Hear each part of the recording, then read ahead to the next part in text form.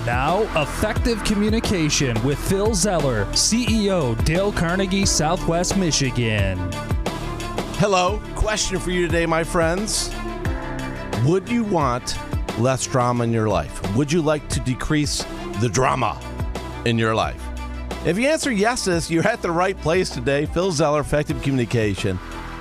I spent a lot of years studying people and studying the way we communicate. And a lot of the thoughts and ideas in communication come from a lot of introspection. When we look at ourselves and we look at the way that we respond to situations and why do we respond to certain situations that way. And sometimes we don't realize it, but we create a lot of drama for ourselves. I know some of you are saying, no, it's that other person in my life that creates the drama. I hear you. And listen to some of the other episodes, and I got tips on how to deal with that. But today we're going to talk a little about you, all right?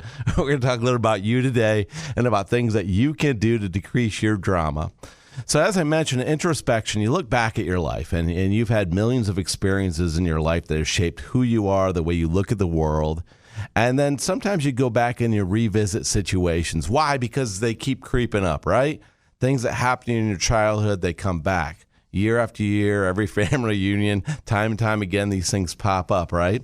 And I was thinking about this. We had an incredible celebration this past year for my uncle's 80th birthday. Now, this is very important to us and our family because on that side of the family, on my mom's side of the family, he is the only one still living. I've lost my mom, I've lost my aunts, and I only have one uncle left. As a matter of fact, it has been very unfortunate. He lost his son a number of years ago, so I lost my cousin, who was an extremely cool guy.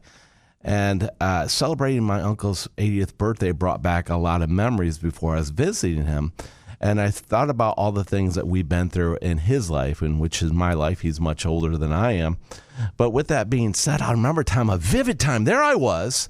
We were by the pool outside the house as a kid where I was growing up. And my uncle pushed my mom into the pool. He pushed her. He literally just came up behind her, threw her, pushed her into the pool, and she went in the pool. Now, I was a little kid at the time. And that freaked me out because my mom's flailing around in the pool, and I'm like 4 years old, 3 years old. I don't know what's going on. I see my mom in the pool freaking out. Of course, people jump in. They get my mom out of the pool. She's okay. But at that time, I was so angry at my uncle.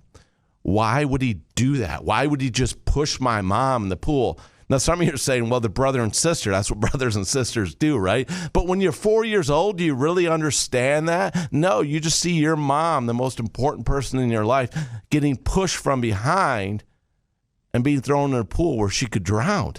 And so you start to freak out in your own mind mentally about what's going on. And I remember I carried this for years, and I thought, my uncle's a jerk. Why would he do that? And we never had a conversation after because I was a little kid growing up.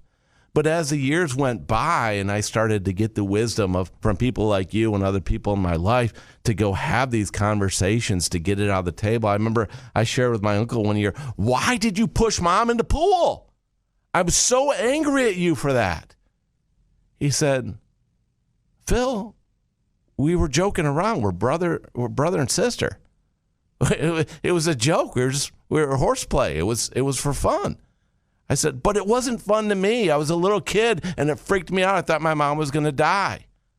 And he looked at me and goes, I didn't see that. I didn't know that. I don't know anything about that. And I said, yeah, you're right, because what you did was very selfish. You pushed her in, and you thought it was funny, and it wasn't funny. And as we talked through this conversation, we realized we had two very different experiences with the same experience. How many times has this happened to you?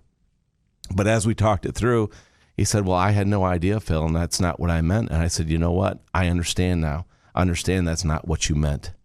So, you think about how much drama is in your life and how much drama have you created, because my uncle and I were able to resolve that issue. I was able to let that go. And isn't that what you want to do? You want to let those negative drama things in your life, let them go. So I'm going to challenge you. Go out and have those conversations with people that you care about, people that keep coming back up in your life. You owe it to yourself to fill your mind with thoughts of peace, courage, health, and hope, as Dale Carnegie said.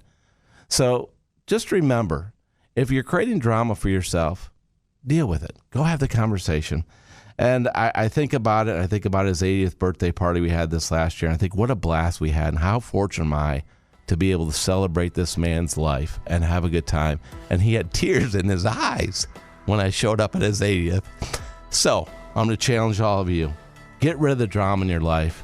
Bury the hatchet once and for all. Move on. If you got to bottle up negativity, deal with it in a positive way, and you'll have better mental well-being in your life. Now go make it happen.